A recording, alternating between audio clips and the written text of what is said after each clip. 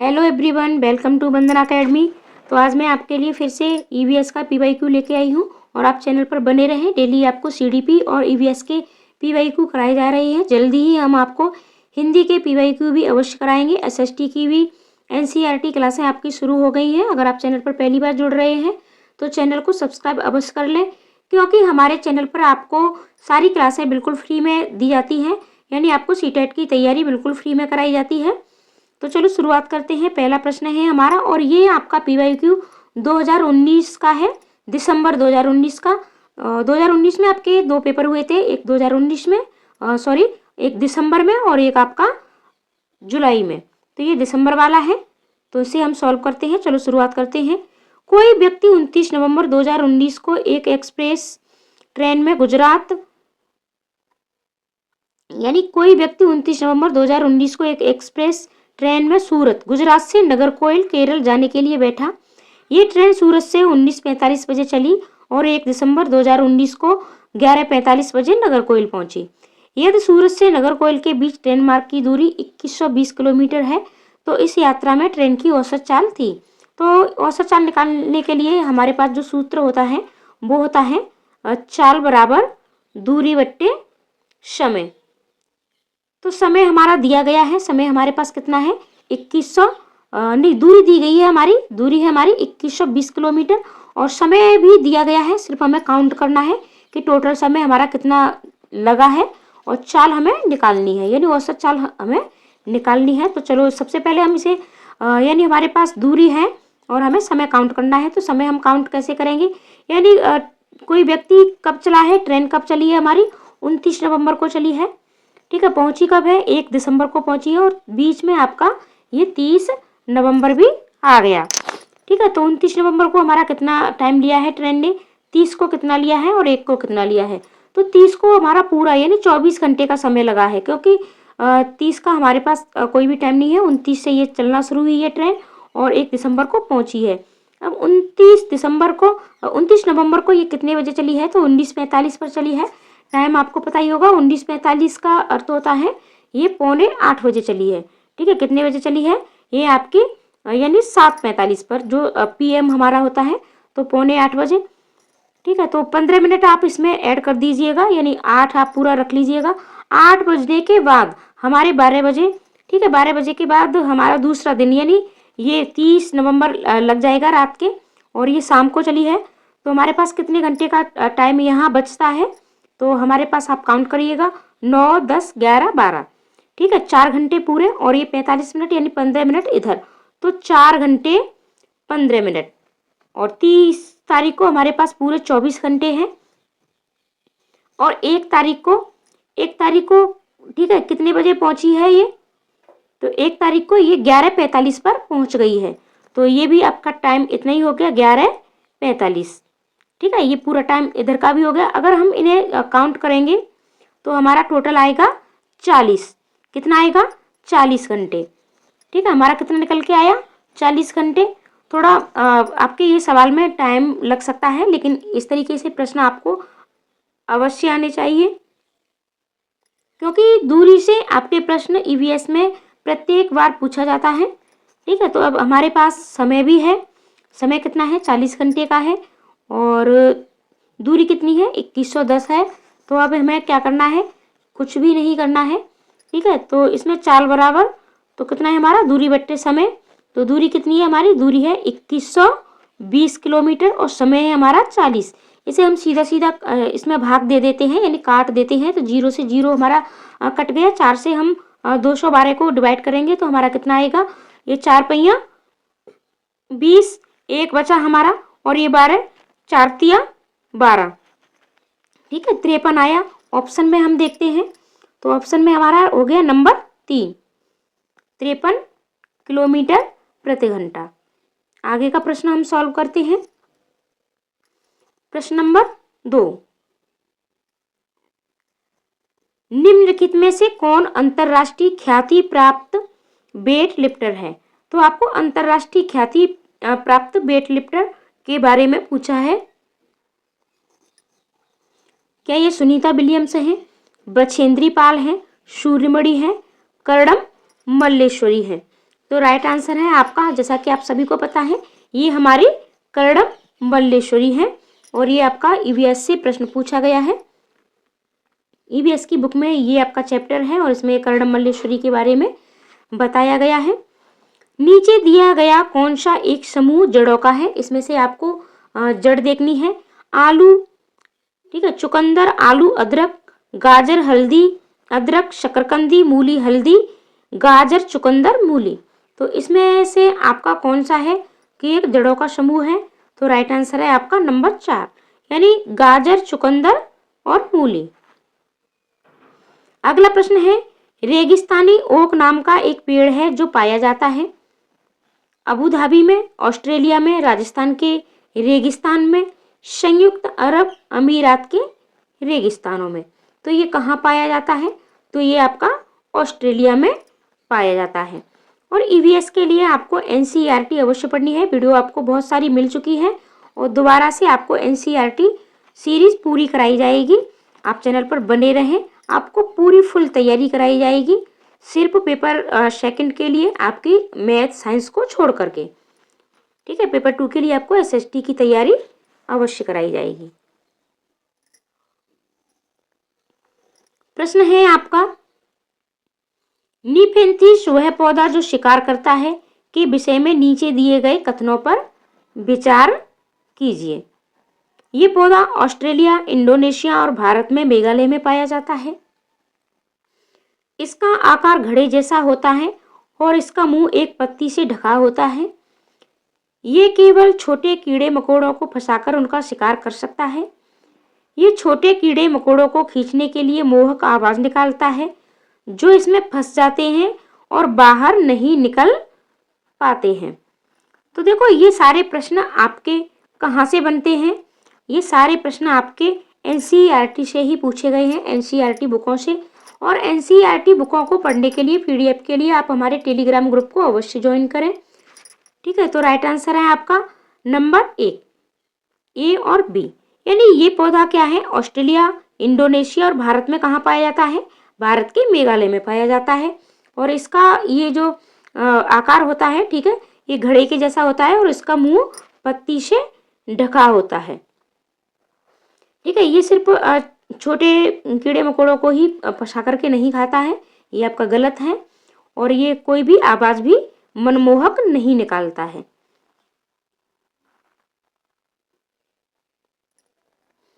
अगला प्रश्न है आपका, भारत की आजादी से पहले महात्मा गांधी ने जिस दांडी के समुद्र तट तक अपनी प्रसिद्ध यात्रा की थी वह भारत के नीचे दिए गए किस राज्य में स्थित है? यानी दांडी यात्रा जो महात्मा गांधी ने की थी तो वो किस राज्य में स्थित है, ये आपसे पूछा गया है। क्या ये आंध्र प्रदेश है, कर्नाटक है, महाराष्ट्र है या गुजरात है? तो राइट आंसर है आपका गुजरात। अगला प्रश्न है, उच्च ज्वर यानी तेज बुखार के साथ कंपकपी जिसका उपचार शिनकोना पेड़ की छाल से किया जा सकता है वह है? तो राइट आंसर आपका क्या होगा? मियादी बुखार, मलेरिया, चिकनगुनिया या डेंगू? तो राइट आंसर है आपका नंबर 2, मलेरिया। यानी हमारा जो मलेरिया बुखार है तो इसमें हमें बहुत तेज बुखार आता है और बुखार के साथ यानी कंपकपी लगती है, सर्दी का एहसास होता है। और मलेरिया का उपचार किससे किया जाता है? शिनकोना पेड़ की छाल से इसकी दवाई तैयार की जाती है। अगला प्रश्न है, किसी डॉक्टर का घर एक्स पर स्थित है तथा उसका अस्पताल वाई पर स्थित है। डॉक्टर के घर से अस्पताल जाने के लिए कोई सीधी सड़क नहीं है, अतः डॉक्टर पहले अगला प्रश्न है आपका, किसी डॉक्टर का घर एक्स पर स्थित है तथा उसका अस्पताल वाई पर स्थित है। डॉक्टर के घर से अस्पताल जाने के लिए कोई सीधी सड़क नहीं है, अतः डॉक्टर पहले ए पर जाते हैं जो एक्स के ठीक पूर्व में 600 मीटर की दूरी पर है। फिर वह बी पर जाते हैं जो ए के ठीक दक्षिण में 450 मीटर की दूरी पर है। फिर वह सी पर जाते हैं जो बी के ठीक पश्चिम में 120 मीटर की दूरी पर है। और अंत में वह वाई पर अपने अस्पताल पहुंचते हैं जो सी के ठीक उत्तर में 90 मीटर की दूरी पर है। अस्पताल के सापेक्ष डॉक्टर के घर की सही दिशा क्या है? दिशाओं से प्रश्न आपके ईवीएस में अवश्य पूछा जाता है, तो इसका आपको ज्ञान अवश्य होना चाहिए, प्रश्न आपको अवश्य निकालना आना चाहिए। तो ये देखो, दिशा जैसे निकालते हैं, यह हमारा उत्तर होता है, ये हमारा दक्षिण और ये हमारा पूर्व और ये हमारा पश्चिम होता है। ठीक है, ये हमारा पश्चिम होता है। तो आप दिशाओं को समझ गए होंगे कि ये हमारा दिशाएं होती हैं। अब देखो इसे हम कैसे निकालेंगे। तो यानी डॉक्टर कहाँ है हमारा, सबसे पहले हम एक्स पर स्थित है डॉक्टर, इसे हम बीच में लेते हैं। डॉक्टर एक्स पर स्थित है, यानी उसका घर एक्स पर है और वाई पर उसका अस्पताल है, लेकिन अस्पताल जाने के लिए कोई भी सीधी सड़क नहीं है। तो सबसे पहले वो कहाँ जाता है, तो सबसे डॉक्टर के घर से, यानी डॉक्टर पहले ए पर जाते हैं जो एक्स के ठीक पूर्व में। अब पूर्व किधर है, पूर्व इधर होता है। ठीक है, तो पूर्व के लिए 600 मीटर की दूरी पर जाते हैं और ये कहाँ आ गए, ए पर आ गए। फिर ए से ठीक दक्षिण में 450 मीटर, हमें ये मतलब दूरी नहीं लिखनी है क्योंकि दूरी हमसे पूछी नहीं गई है। 450 मीटर की दूरी पर दक्षिण में जाते हैं। दक्षिण हमारा किधर है, नीचे की तरफ है 400 मीटर, और ये कहाँ आ गया, बी पर आ गया। फिर बी की दूरी पर फिर वो सी पर जाते हैं जो बी के ठीक पश्चिम में। अब पश्चिम किधर है, पश्चिम इधर है, और ये यहाँ से सी पर आ गए। सी पर आने पर ठीक है, और बी के ठीक 120 मीटर की दूरी पर है, और अंत में वह बाई पर अपने अस्पताल पहुंचते हैं जो सी के ठीक उत्तर में 90 मीटर की दूरी पर है। यानी ये इधर से सी पर जाने के बाद फिर कहाँ जाते हैं, यानी अपने बाई अस्पताल पर इधर से जाएंगे, ये उत्तर में। ठीक है, कहाँ है, उत्तर में है जो 90 मीटर की दूरी पर है। अस्पताल के सापेक्ष डॉक्टर के घर की सही दिशा क्या है, ये बाई पर उनका अस्पताल है। तो अब घर से इनकी क्या पूछी गई है, दिशा पूछी गई है। तो दिशा हमारी क्या है, तो दिशा है हमारी उत्तर पश्चिम।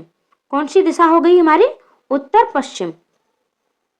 ये देखो घर से, और ये एक्स है और ये वाई है। ठीक है, तो इधर की तरफ ये क्या होता है हमारा पश्चिम होता है, और ये ऊपर की तरफ हमारा वाई। तो जैसे हम इसको इस तरीके से देख सकते हैं, ये थोड़ा मैप आपका सही नहीं बना है। ठीक है, लेकिन आप इसको इस तरीके से निकालना आना चाहिए कि ये जो बीच वाली ये जो दिशाएं होती हैं, ठीक है, इन्हें भी आपको आना चाहिए। ये उत्तर, ये दक्षिण। ठीक है, और ये जो बीच में हमारा क्या हो गया, ये हमारी दक्षिण पूर्व हो जाती है, और ये हमारी उत्तर पश्चिम। ठीक है, तो राइट आंसर आपका क्या हुआ, उत्तर पश्चिम। अगला प्रश्न देखते हैं, चेराओ नाच कहाँ के लोग करते हैं, झारखंड, मिजोरम, मणिपुर या मेघालय। तो ये चेराओ जो हमारा नाच है ये कहाँ के लोग करते हैं, ये आपसे पूछा गया है। तो राइट आंसर आपका क्या होगा, राइट आंसर है आपका नंबर 2, मिजोरम। अगला प्रश्न है, तमिलनाडु के निकटवर्ती राज्य हैं। अब देखो भारत का मैप भी आपको अवश्य आना चाहिए। तमिलनाडु हमारी कहाँ पड़ती है, ये आपको अवश्य पता होना चाहिए। तो राइट आंसर आपका क्या है, राइट आंसर है आपका नंबर 4, आंध्र प्रदेश, केरल और कर्नाटक, यानी तमिलनाडु के निकटवर्ती राज्य हैं।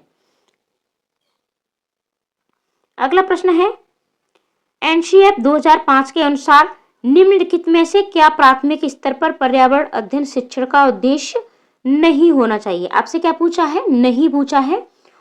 और एनसीएफ 2005 पर वीडियो आपको मिल चुकी है, और आपका चाहे सीडीपी हो, मैथ हो, या फिर आपकी ईवीएस हो, या फिर आपका पेपर 2 में एसएसटी हो, भाषा हो, सभी में आपके एनसीएफ 2005 से और आपके आरटीई एक्ट 2009 से प्रश्न अवश्य पूछे जाते हैं। समावेशी शिक्षा से भी प्रश्न पूछे जाते हैं। तो ये टॉपिक आप कंप्लीट करें, और अगर आप वीडियो देखना चाहें तो वीडियो भी आपको मिल चुकी है। ठीक है, आप कहीं से भी इसे कंप्लीट करें। इन तीनों टॉपिक को आप अपने अच्छे से पढ़ें। इन तीनों टॉपिकों से आपके प्रश्न अवश्य पूछे जाते हैं। साथ ही साथ सीडीपी में आपका कोहलबर्ग हैं, जीन पियाजे हैं, बायगोस्की हैं, इनसे भी प्रश्न अवश्य बनते हैं। प्रश्न देखते हैं हम, विशेषतः प्राकृतिक पर्यावरण के प्रति बच्चे की जिज्ञासा एवं सृजनात्मकता को बढ़ावा देना। ठीक है, अवश्य देना चाहिए हमें। बच्चे की जो प्राकृतिक पर्यावरण के प्रति उसकी जो जिज्ञासा है, उसकी जो सृजनात्मकता है, इसको हमें अवश्य बढ़ाना है। अवलोकन, वर्गीकरण और निष्कर्ष निकालने आदि प्रक्रियाओं के माध्यम से बुनियादी संज्ञानात्मक और गत्यात्मक कौशल प्राप्त करने के लिए खोजबीन से जुड़ी और हाथों से करने वाले कार्यों में बच्चों को संलग्न करना, ये भी आप बच्चों से अवश्य करवा सकते हो। ठीक है। प्राकृतिक, सांस्कृतिक व सामाजिक पर्यावरण के बीच संबंधों को पहचानने व समझने में बच्चों को प्रशिक्षित करना। आपको बच्चों को जो प्राकृतिक क्या चीजें हैं, संस्कृत क्या है, सामाजिक पर्यावरण के बीच क्या संबंध है, उनको आप किस तरीके से पहचान सकते हैं, पहचानने की समझ बच्चों में आपको अवश्य विकसित करनी है, यानी आपको प्रशिक्षित करना है। तो ये भी आपका राइट आंसर हो गया। पर्यावरण समझ के द्वारा बच्चों में सटीक संख्यात्मक कौशलों का विकास करना। अब देखो, आपका राइट आंसर आपसे पूछा है, ठीक है, तो क्या होगा, आपसे पूछा है नहीं पूछा है, तो संख्यात्मक कौशल, ठीक है, तो संख्यात्मक कौशल का विकास आपको नहीं करना है। तो ये सभी आपके क्या हो गए, ये सभी आपके गलत हो गए। राइट आंसर आपका हो गया नंबर 4। ठीक है, संख्यात्मक कौशल का आपको मतलब विकास नहीं करना है कहीं भी।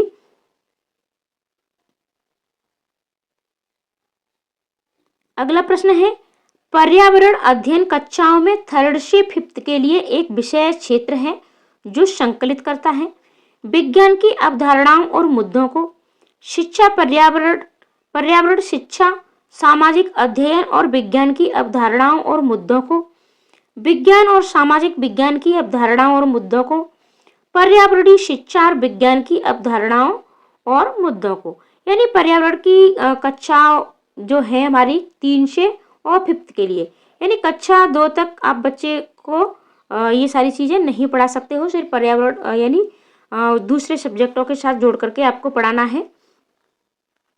तो जो संकलित करता है, संकलित आपको क्या करना है, ठीक है, एरिया आपको क्या देखना है।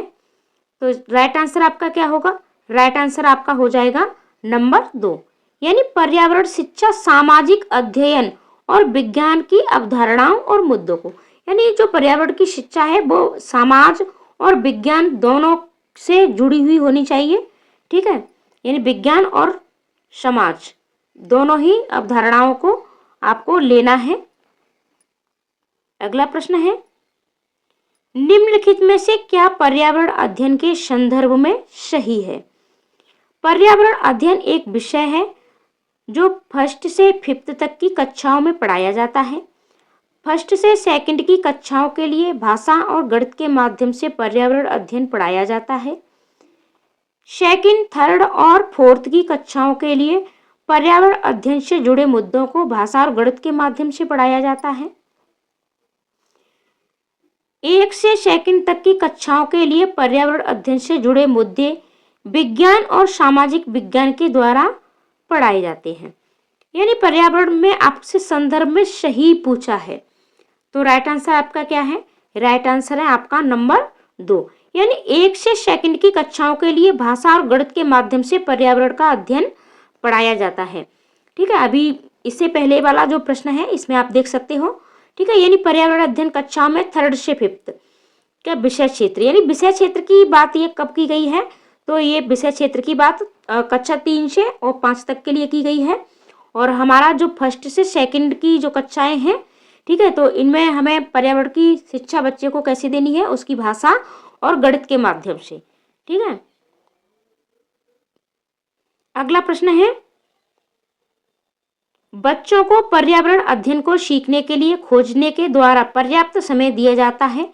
ये इंगित करता है कि, यानी एक बच्चे जो पर्यावरण का अध्ययन करते हैं तो उन्हें खोजने के लिए, ठीक है, पर्याप्त समय दिया जाता है। तो ये किसकी ओर इंगित करता है, पर्यावरण अध्ययन याद करके सीखा जाता है, पर्यावरण अध्ययन सूचनाओं के द्वारा सीखा जाता है, पर्यावरण अध्ययन बाल केंद्रित है, पर्यावरण अध्ययन शिक्षक केंद्रित है। ठीक है, यानी बच्चे जब स्वयं से खोज करके सीखते हैं तो इनमें से ये क्या इंगित करता है, किस ओर इशारा करता है, ये आपसे पूछा गया है।